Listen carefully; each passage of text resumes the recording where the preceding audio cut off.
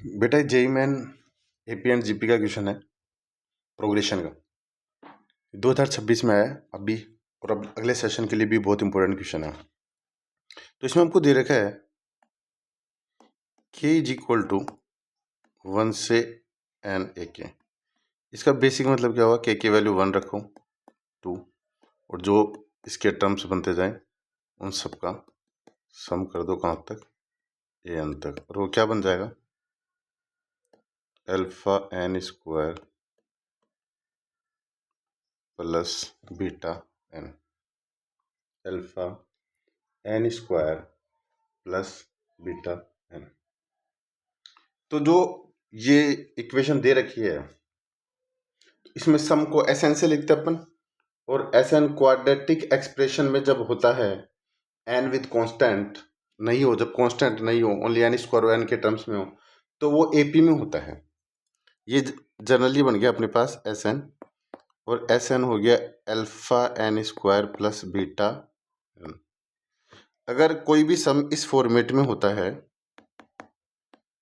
ए N square plus B N plus no constant term, तो वो जो सम होता है वो बेटा एपी में होता है। ये एपी के सम को शो करता है। क्वाड्रेटिक एक्सप्रेशन हो और जिसमें कांस्टेंट टर्म ना हो तो वो किसको शो करता है, एपी को शो करता है। तो एपी का सम होता है n by two a first term n minus 1 into d is equal to, यहाँ से अगर n कॉमन ले ले हम तो alpha n plus beta, n से n कैंसिल, तो ये बन गया 2a plus n d minus d, और यहाँ से 2 से मल्टीप्लाई कर दो 2 अल्फा n प्लस 2 बीटा। अब यहाँ से हम कंपेरिजन करेंगे, एक तो n के टर्म्स को, एक विदाउट n। तो लेफ्ट साइड में n के साथ है d, राइट साइड में n के साथ है 2 अल्फा, तो d की वैल्यू कितनी हो गई 12।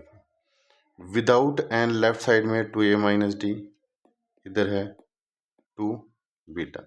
यहाँ यदि हम d की वैल्यू 2 अल्फा पुट कर देंगे तो यहाँ से बन जाएगा बेटा 2a is equal to 2 alpha plus 2 beta. तो यहाँ से a की वैल्यू आ जाएगा अल्फा प्लस बीटा। यहाँ से हमारे पास a की वैल्यू क्या गई बेटा, अल्फा प्लस बीटा। और अल्फा प्लस बीटा अगर a की वैल्यू आ गई तो इसके आगे हम इसको सोल्व कर लेंगे, इसकी दो कंडीशन जो दे रखी है। ठीक है बेटा, तो अब इसके नए नेक्स्ट पेज पे चलते हैं। हमको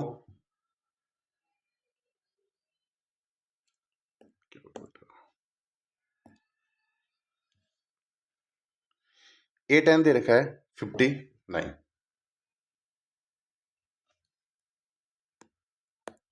ए टेन मीन्स ए प्लस 9d, वो हमको दे रखा है बेटा 59।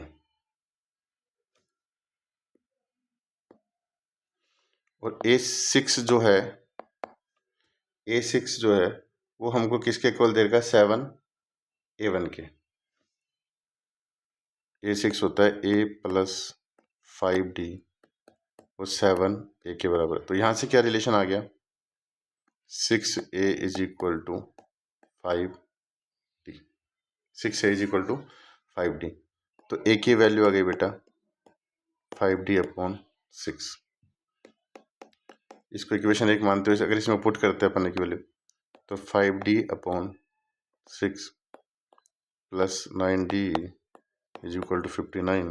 एलसीएम आ गया 6, 5d plus 54d is equal to 59, 59d upon 6 is equal to 59, 59 से 59 कैंसिल, तो d की वैल्यू आ गई 6।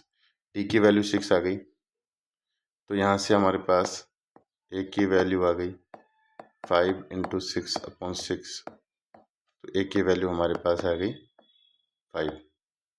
और हमसे पूछा गया था कि alpha plus beta, alpha plus beta बेटा a के बराबर था, और ए की वैल्यू हो गई हमारे पास 5। तो इस प्रकार से हम अल्फ़ा प्लस बीटा की वैल्यू कितनी बता सकते हैं, 5।